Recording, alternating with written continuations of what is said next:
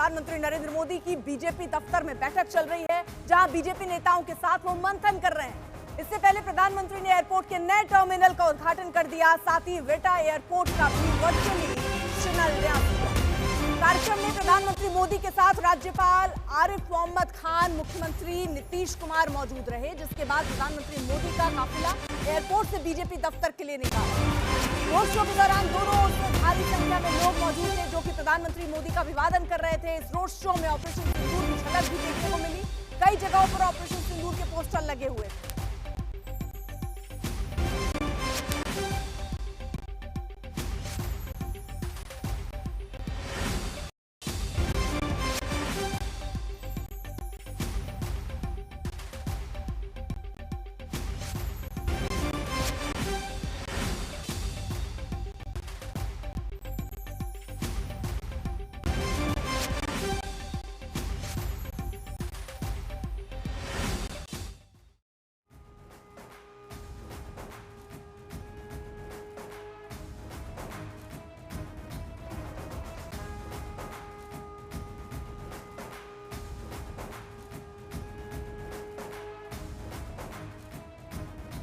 ये 3 तस्वीरें हम आपको दिखा रहे हैं। पटना में रोड शो, भारी संख्या में लोग वहां पर मौजूद हैं।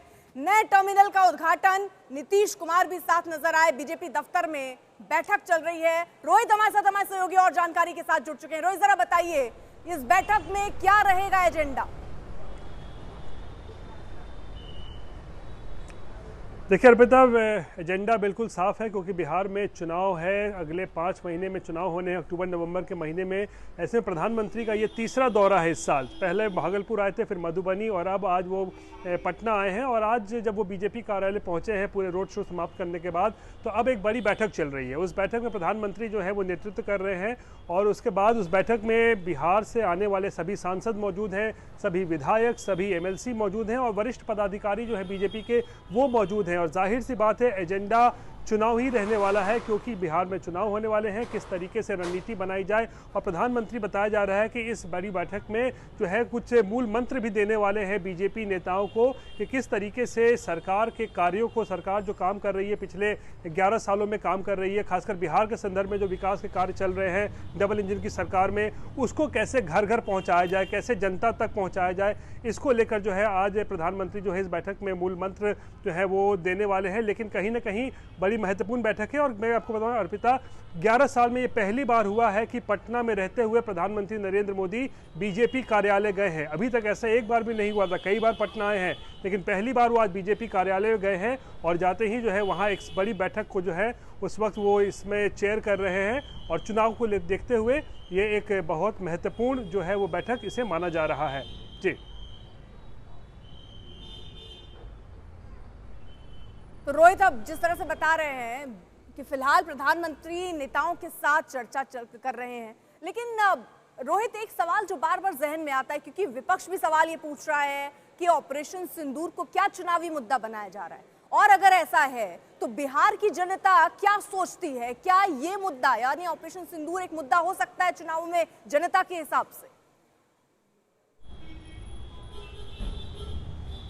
देखिए, बीजेपी के नेताओं से बात करिए तो वो कह रहे हैं कि ऑपरेशन सिंदूर की जो की सफलता है उसको सेलिब्रेट करने में, उसका जश्न मनाने में क्या बुराई है। आज मैं गिरिराज सिंह से बात कर रहा था, बोले ये तो जश्न मनाया जा रहा है, बीजेपी इसका जश्न मना रही है, विरोधियों के पेट में क्यों दर्द हो रहा है, आप भी जश्न मनाइए। तो देखिए, जाहिर सी बात है, बीजेपी जो है ऑपरेशन सिंदूर की सफलता को एक जश्न के रूप में जो है वो ज़रूर मना रही है, लेकिन इसका कहीं ना कहीं एक चुनावी जो है आपके करेक्शन भी जो है वो जोड़ा जा सकता है, क्योंकि बिहार में जो है वो चुनाव होने हैं। और 2019 में भी हमने देखा था जिस तरीके से हमला हुआ था, उस वक्त भी कई जो जवान जो है वो शहीद हुए थे आतंकी हमले में। उसके बाद बालाकोट की घटना घटी और बीजेपी का ग्राफ अचानक से 282 से 303 तक चला गया था।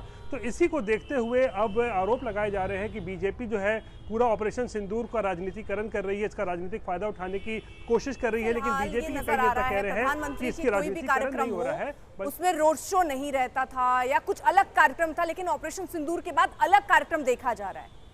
प्रधानमंत्री का जो बिहार का पूरा कार्यक्रम था उसमें ये सारी कुछ चीजें तय थी।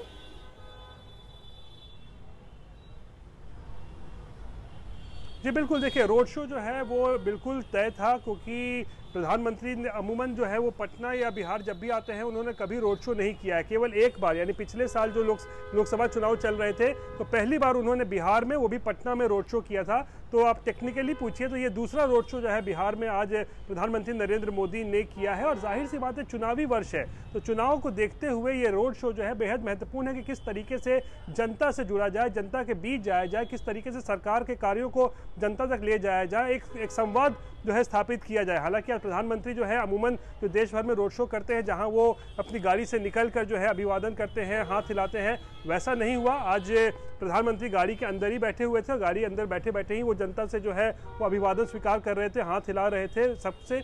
लेकिन महत्वपूर्ण ये हो जाता है कि आज जब वो जनता के बीच से गुजर रहे थे तो जाहिर सी बात है एक जनता से जुड़ाव करने की कोशिश भी हो रही थी और भारी संख्या में जो लोग हैं वो प्रधानमंत्री की झलक पाने के लिए आज पटना की सड़कों पर जो है वो उमड़े थे। अर्पिता, ठीक है, बहुत बहुत शुक्रिया आपका तमाम जानकारी के लिए।